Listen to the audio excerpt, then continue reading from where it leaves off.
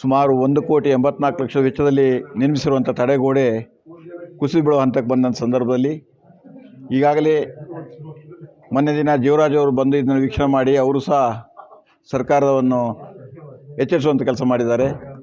ಹಾಗೆಯೇ ನಿನ್ನೆ ಶಾಸಕರು ಸಹ ಇಲ್ಲಿ ಭೇಟಿ ಕೊಟ್ಟು ಅವರು ಸಹ ಇದನ್ನು ನೋಡಿ ಮುಂದೆ ಏನು ಮಾಡಬೇಕನ್ನೋದ್ರ ಬಗ್ಗೆ ಚರ್ಚೆ ಮಾಡಿದ್ದಾರೆ.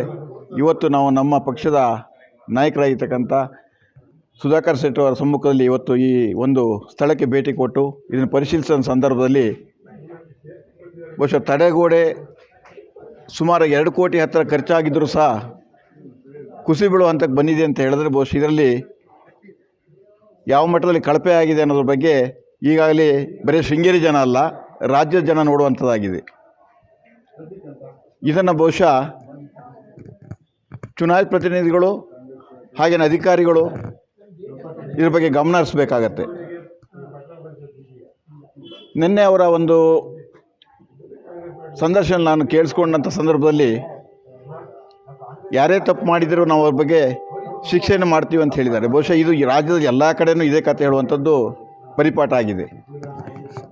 ಅವ್ರನ್ನ ಅಮಾನತಿನಲ್ಲಿ ಇಡಬೇಕಾಗತ್ತೆ. ಇಟ್ಟು ಎನ್ಕ್ವೈರಿ ಮಾಡಿ ಒಂದು ವೇಳೆ ಅಧಿಕಾರಿಗಳಿಂದಾಗಲಿ ಅಥವಾ ಕಾಂಟ್ರಾಕ್ಟ್ರಿಂದ ತಪ್ಪಾಗಿದ್ದರೆ ಆ ಹಣವನ್ನು ಸರ್ಕಾರಕ್ಕೆ ಕಟ್ಸ್ಕೊಳ್ಳೋಂಥ ವ್ಯವಸ್ಥೆ ಮಾಡಿ ಮತ್ತೆ ಆ ಕೆಲಸವನ್ನು ಮಾಡಬೇಕಾಗತ್ತೆ. ಯಾಕಂತ ಹೇಳಿದ್ರೆ ಇದು ಬಿದ್ದು ಹೋದರೆ ಮತ್ತೆ ಪುನಃ ಸರ್ಕಾರದಿಂದ ಈಗ 2 ಕೋಟಿ ಸಾಕಾಗಲ್ಲ ಅಂತ ಇದೇ ಇಂಜಿನಿಯರ್ ಹೇಳ್ತಾರೆ. 2 ಕೋಟಿಲಿ ಮಾಡಿದ್ದು ಕಡಿಮೆ ಆಯಿತು, 5 ಕೋಟಿ ಇದ್ದರೆ ಇನ್ನೂ ಚೆನ್ನಾಗಾಗ್ತಿತ್ತು, ಬಿದ್ದೋಗ್ತಿರಲಿಲ್ಲ ಅಂತ ಹೇಳ್ತಾರೆ. ಹಾಗಾಗಿ ಇದರಿಂದ ಇನ್ನೂ ಖರ್ಚು ಬರೆಸುವ ಇನ್ನೇನು ಆಗಿದೆ 2 ಕೋಟಿ ಖರ್ಚಾಗಿದೆಯಲ್ಲ ಆ ಖರ್ಚನ್ನು ಅವರಿಂದ ತೊಗೊಂಡು ನೀವು ಡೆಮಾಲಿಷರ್ ಮಾಡಿ ಏನಾದರೂ ಮಾಡಿ ದರ್ಗಾ ಮತ್ತು ತಾಲೂಕು ಆಫೀಸು ಹಾಗೆ ಕೆಳಗಡೆ ಇರುವಂಥ ವಾಸದ ಮನೆಯವರ ರಕ್ಷಣೆ ಮಾಡುವಂಥ ಸರ್ಕಾರ ಜವಾಬ್ದಾರಿಯಾಗಿದೆ. ಆ ನಿಟ್ಟಿನಲ್ಲಿ ನೀವು ಹಣವನ್ನು ತೊಡಗಿಸ್ಬೇಕಾದ್ರೆ ಈ ಹಣವನ್ನು ಅವರಿಂದ ಕಟ್ಸ್ಕೋಬೇಕಾಗತ್ತೆ. ನೀವು ಕಟ್ಟೋದು ಡೆಮಾಲಿಷ್ ಮಾಡೋದು ಕಟ್ಟೋದು ಅಲ್ಲ ಮತ್ತು ಹೊಸದಾಗಿ ಹಣ ಇಡುವುದಲ್ಲ. ಈ ದರ್ಗಾ ಇದು ಹಿಂದೆ ಈ ಕಳೆದ ಮಳೆಗಾಲದಲ್ಲಿ ಜರಿಯತ್ತಂಥ ಸಂದರ್ಭದಲ್ಲಿ ಮರಳು ಮೂಟೆ ಇಟ್ಟು ಕಳೆದ ಸಾರಿ ಭಾರಿ ಮಳೆ, ಶೃಂಗೇರಿಯಲ್ಲಿ ಸುಮಾರು 200 ಇಂಚ್ ಮಳೆ, ಅಂಥ ಸಂದರ್ಭದಲ್ಲಿ ಮರಳು ಮೂಟೆಗೆ ಈ ಗುಡ್ಡ ನಿಂತಿತ್ತು. ಹಾಗಾದರೆ ಈಗ 2 ಕೋಟಿ ಖರ್ಚು ಮಾಡಿದಂಥ ಈ ಒಂದು ತಡೆಗೋಡೆ ಜರಿತಾ ಇದೆ ಅಂತ ಹೇಳಿದ್ರೆ ಇವರು ತಡೆಗೋಡೆ ಬಿಗುವಾಗಿದೆಯೋ ಅಥವಾ ಮರಳು ಮೂಟೆ ಬಿಗಿಯಾಗಿದೆಯೋ ಅನ್ನೋ ನೋಡಬೇಕಾಗತ್ತೆ. ಯಾಕಂದರೆ ಮರಳು ಮೂಟೆ ಅಂತ ಹೇಳಿದ್ರೆ ಅದರಲ್ಲಿ ಯಾರಿಗೂ ಪಾಲು ಸಿಕ್ಕಿರಲಿಲ್ಲ. ಹೊಳೆ ಪಕ್ಕದಲ್ಲಿ ಮರಳು ತಂದರು, ಇಲ್ಲಿ ರಾಶಿ ಹಾಕಿದ್ರು. ಇವತ್ತು ಇಲ್ಲಿ ಬಂದಿರುವಂಥದ್ದು ಎಲ್ಲರೂ ಪಾಲು ಮಾಡ್ಕೊಂಡು ಹೋಗಿ ಅದರ ಅರ್ಧ ಹಣದಲ್ಲಿ ತಡೆಗೋಡೆ ನಿರ್ಮಾಣ ಮಾಡಿದ್ರಿಂದ ಬಹುಶಃ ಈ ಸ್ಥಿತಿ ತಲುಪಿದೆ. ಶಾಸಕರು ಪ್ರಯತ್ನ ಮಾಡಿ ಹಣವನ್ನು ತಂದಿದ್ದಾರೆ, ನಾವು ತಂದಿಲ್ಲ ಅಂತ ಹೇಳಲ್ಲ. ತಂದ ಹಣ ಒಳ್ಳೆ ರೀತಿಯಲ್ಲಿ ವಿನಿಯೋಗ ಆಗಬೇಕು. ಎಲ್ಲಿಗೆ ಹಣ ಕೊಟ್ಟರು ಸಹ ಅದು ಯಾವ ರೀತಿ ಆಗಿದೆ ಅನ್ನೋದ್ರ ಬಗ್ಗೆ ಅವರು ಜವಾಬ್ದಾರಿ ವಹಿಸಬೇಕು, ಅವ್ರ ಪಕ್ಷದ ಮುಖಂಡರಿಗೂ ಜವಾಬ್ದಾರಿ ಇರಬೇಕು.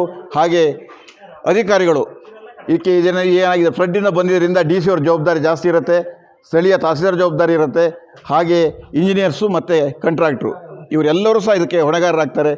ಹಾಗಾದ್ದರಿಂದ ದಯಮಾಡಿ ಇದರಲ್ಲಿ ಯಾರು ಪಾಲುದಾರರಾಗಿದ್ದಾರೆ ಅವರೆಲ್ಲರನ್ನೂ ಇದಕ್ಕೆ ಗುರಿಪಡಿಸ್ಬೇಕಾಗತ್ತೆ.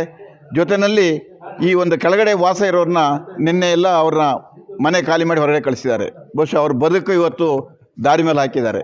ಅವರು ಸಂಸಾರ ಅವರು ಸಾಕಬೇಕಾದ್ರೆ ಇವತ್ತು ಅಲ್ಲಿ ಏನೋ ಅವರಿಗೆ ವ್ಯಾಪಾರ ಆದರೆ ಆ ವ್ಯಾಪಾರದ ಮೇಲೆ ಅವ್ರ ಜೀವನ ನಿಂತಿದೆ. ಇವತ್ತು ಅವ್ರನ್ನ ತೊಗೊಂಡೋಗಿ ಎಲ್ಲೋ ಒಂದು ಕಡೆ ಗಂಜಿ ಕೇಂದ್ರಕ್ಕೆ ಬಿಟ್ಟ ತಕ್ಷಣ ಅವ್ರ ಜೀವನ ನಡೆಯಲ್ಲ.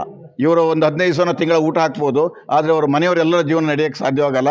ಅವ್ರು ಎಲ್ಲೋ ಸಾಲ ಸೂಲ ಮಾಡಿ ಅವರ ಒಂದು ವ್ಯಾಪಾರವನ್ನು ಪ್ರಾರಂಭ ಮಾಡಿರ್ತಾರೆ. ದಯಮಾಡಿ ನೀವು ಅವರಿಗೆ ಸರಿಯಾದ ವ್ಯಾಪಾರ ಮಾಡುವಂಥ ಜಾಗವನ್ನು ಗುರುತಿಸಿ ಕೊಡಬೇಕು. ಹಾಗೆ ಅವರಿಗೆ ವಾಸಕ್ಕೆ ನೆಮ್ಮದಿ ಇರುವಂಥ ಜಾಗವನ್ನು ಮಾಡಿಕೊಡ್ಬೇಕಂತೇಳಿ ಈ ಸಂದರ್ಭ ಒತ್ತಾಯ ಮಾಡ್ತಾ ಈ ಒಂದು ತಡೆಗೋಡೆ ಇದರನ್ನ ಕೂಡಲೇ ಸರಿಯಾದ ರೀತಿಯಲ್ಲಿ ಎನ್ಕ್ವೈರಿ ಮಾಡಿ ತಪ್ಪಿತಸ್ಥರಿಗೆ ಶಿಕ್ಷೆ ಆಗಬೇಕಂತೇಳಿ ಈ ಸಂದರ್ಭ ನಾವು ಕೇಳ್ಕೊಳ್ತೀವಿ. ಈ ರೀತಿಯ ಇನ್ನಷ್ಟು ವಿಡಿಯೋಗಳು ನಿಮಗೆ ಸಿಗಬೇಕೇ? ಹಾಗಾದ್ರೆ ಈಗಲೇ ನ್ಯೂಸ್ ಮಲ್ನಾಡ್ ಚಾನೆಲ್ನ ಸಬ್ಸ್ಕ್ರೈಬ್ ಆಗಿ ಕೆಳಗಿರೋ ಸಬ್ಸ್ಕ್ರೈಬ್ ಬಟನ್ ಮೇಲೆ ಕ್ಲಿಕ್ ಮಾಡಿ ಉಚಿತವಾಗಿ ಸಬ್ಸ್ಕ್ರೈಬ್ ಆಗಿ. ನಿಮ್ಮ ಒಂದೊಂದು ಸಬ್ಸ್ಕ್ರೈಬ್ ಕೂಡ ನಮಗೆ ಬೆಂಬಲ ಸ್ಫೂರ್ತಿ.